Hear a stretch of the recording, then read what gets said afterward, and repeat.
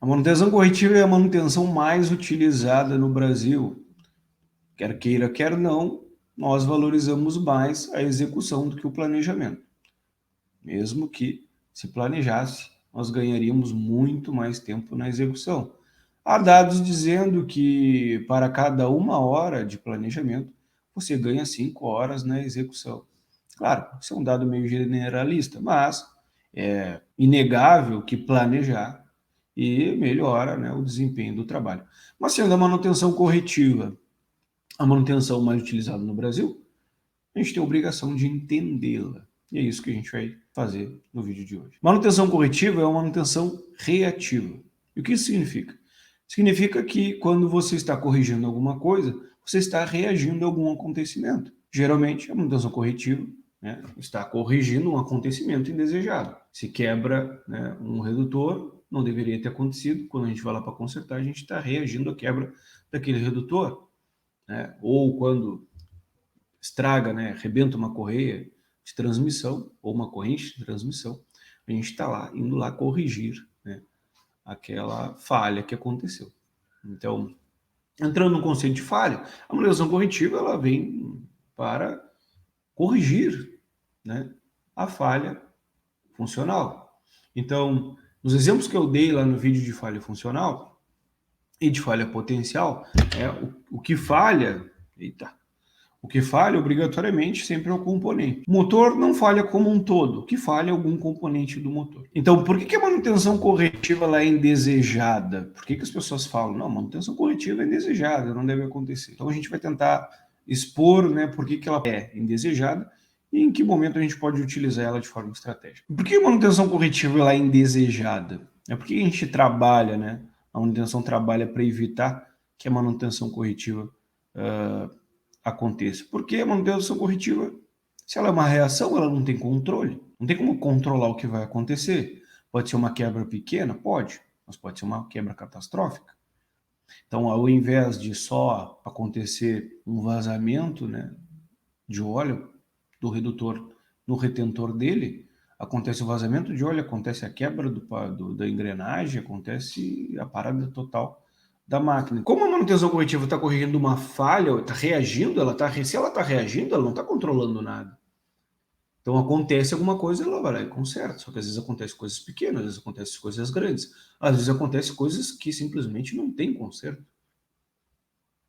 Se o motor vem a queimar, aquele motor não pode ser mais consertado, ele tem que ser substituído.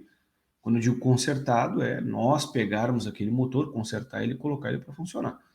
Pode ser que sim, vai levar mais tempo, vai levar mais tempo. O processo produtivo pode esperar? Geralmente não.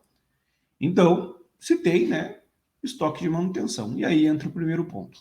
A manutenção corretiva, se a empresa tem, né, e trabalha com manutenção corretiva, precisa ter estoque. E grandes estoques. Estoques muito grandes. E às vezes estoques que não tem nem como ser justificados. Porque já se acostumou, né, a trabalhar de tal maneira que tu tem que ter todos os rolamentos do redutor, tu tem que ter o redutor, tu tem que ter o motor, tu tem que ter as engrenagens do redutor, tu tem que ter tudo. E isso é dinheiro, estoque é dinheiro. Então não é incomum, de certa forma, né, empresas que trabalham com manutenção corretiva ter um parque fabril no estoque. Não é incomum também no projeto, já pensando nisso, né, as empresas fabricarem bypass, linhas reservas. Isso é bem normal. Então imagine que já pensando na manutenção corretiva, aquela máxima de que quem tem um não tem nenhum, já se constrói 2 linhas, né? E uma só para ficar de stand-by, só para ficar de bypass. Né? Isso acontece muito com o sistema de bomba. Então já é pensado, né, lá no projeto. Então, qual é o primeiro, né, problema da manutenção corretiva? Altos estoques. Né? Precisa ter estoque porque tu não sabe o que vai quebrar e quando quebrar tem que substituir e botar a funcionar de novo. O segundo, né, problema da manutenção corretiva, tempo de conserto. Então, como tu não sabe o que vai acontecer, tu nunca está preparado para ir lá e corrigir. Acontece uma coisa lá naquele setor dentro da empresa, depois acontece no outro, acontece no outro, acontece no outro. E tu tá, né, reagindo, tu vai para lá, tu vai para cá, tu vai para lá, tu vai para cá, e tu não sabe exatamente, né, o que vai acontecer, qual é o grau, né, daquela falha, se ela é muito grande, se resolve em pouco tempo. E aí a gente entra na questão do tempo. Quanto mais catastrófica é a falha, mais tempo leva para ser corrigido. Então, quem trabalha dentro da manutenção corretiva, como eu já disse que não tem controle, também não tem controle sobre a consequência da falha. Pode ter quebrado só um rolamento, mas pode ter quebrado o rolamento, a bucha, desgastado o eixo e quebrado o rolo. E rasgado a correia, junto com isso, a correia transportadora. Então, é lei de Murphy, né? Tudo de que a lei de Murphy não fala que tudo de ruim vai acontecer. Na realidade, a lei de Murphy fala que tudo que pode acontecer irá acontecer. É isso que ela fala. Então, né, dentro da manutenção corretiva, né, já que temos esse termo um pouco pejorativo relativo à lei de Murphy, a gente fala que pode ser uma quebra pequena, mas essa quebra pequena pode gerar um efeito de cascata. Quebra um, quebra outro, quebra aquilo outro, quebra aquilo outro. Então a gente tem o tempo, o fator tempo. Se vai levar muito tempo para corrigir, obviamente que a empresa acaba de parar suas linhas de produção. Parando suas linhas de produção, a gente entra no terceiro problema da manutenção corretiva, que é o lucro cessante. Então, imagine que quando a empresa está fabricando latinha, ou quando a empresa está fabricando garrafa, envasando garrafa, ela está gerando valor, né? Gerando receita, gerando, obviamente, junto com a receita, junto com o faturamento, gerando lucro. Quando isso para, o lucro para, a receita para, tudo para. Então, se tudo para, a gente tem um lucro que cessa. Lucro cessante significa isso, é o lucro que cessou de entrar. E se o lucro cessou de entrar, parou de entrar dinheiro para a empresa. Por isso que existe a pressão em cima da manutenção, quando para o processo produtivo. Então, esse é o terceiro fato, lucro cessante. Quarto problema da manutenção corretiva. A gente pode ter penalidades por parar o processo produtivo. E quais são essas penalidades? A gente pode ter algum tipo de multa, porque a empresa tinha um compromisso de entregar tantas unidades e devido, né, às falhas que aconteceram no seu processo produtivo, ela não conseguiu atingir, né, essa meta que ela tinha de produção, e ela pode ser penalizada. Navios em beiras, né, de portos têm um tempo de contrato para ser carregado. Se estoura esse tempo, a empresa que está carregando esse navio começa a pagar algum tipo de multa. Então imagine que, né, se a gente falou da lei de Murphy, que tudo pode dar errado, vai dar errado, né? Tudo que pode acontecer, vai acontecer da pior maneira possível. Pode só acontecer tudo junto. Né? Pode acontecer de quebrar um equipamento que tu não tenha reserva. Né? Porque se a gente está falando de manutenção corretiva, a gente está falando de não ter controle. Então, se quebrou aquele equipamento, não tem reserva, vai levar mais tempo, tem que fazer adaptação.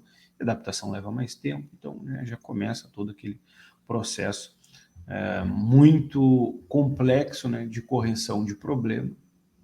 Né? E isso já vem ao nosso quinto problema da manutenção corretiva, que é risco e acidente. A manutenção corretiva, ela é uma manutenção que, como não pode ser planejada num tempo satisfatório, ela acaba englobando alguns riscos para o manutentor que às vezes não são percebidos e levam a acidentes. Então, manutenções que são planejadas, que são programadas, raramente acontece acidente. Os acidentes acontecem mais nessas manutenções de última hora. Aquela quebra que aconteceu na sexta-feira,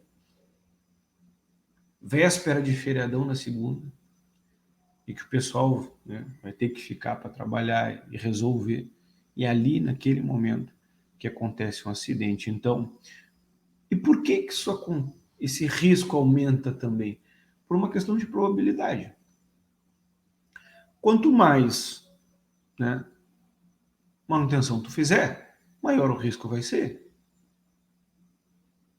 né? Você consegue compreender que quanto mais eu estiver lá arrumando aquele equipamento, quanto mais ele quebrar, mais eu vou arrumar e mais eu estarei exposto àqueles riscos. Se mais eu estou exposto àqueles riscos, eu estou aumentando a probabilidade de eu me acidentar. A manutenção corretiva também aumenta, né, o número de acidentes. Sexto problema da manutenção corretiva, que é justamente, né, o aumento de horas extras, o aumento do custo da manutenção.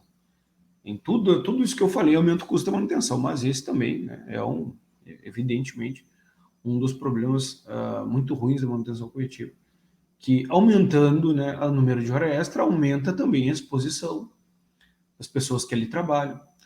E todo mundo, não que todo mundo saiba, né, mas deveria saber que se a gente trabalha mais de 12, 13, 14 horas, o nível de atenção na atividade já não é o mesmo, né? Então, as chances de ocorrer acidente também são muito grandes, né? Então, aumenta os custos de manutenção, né, através de hora extra, aumenta os custos de manutenção através do aumento de estoque, aumenta os custos de manutenção através do lucro cessante, aumenta os custos de manutenção através das falhas que poderiam ser resolvidas com uma verba pequena, às vezes uma troca do retentor, né, às vezes uma troca de um rolo, que acaba se transformando numa catástrofe. E aí já não é mais a troca do retentor, é a troca do redutor. Não é mais uma substituição do rolamento do motor, é a substituição do próprio motor. Então, a manutenção corretiva ela é extremamente prejudicial. Ela pode ser usada de forma estratégica? A emergencial, não. Mas isso é assunto para o próximo vídeo. Espero que todos vocês tenham gostado. Curtam o vídeo se gostaram. Compartilhem com pessoas que trabalham na manutenção também. E até a próxima.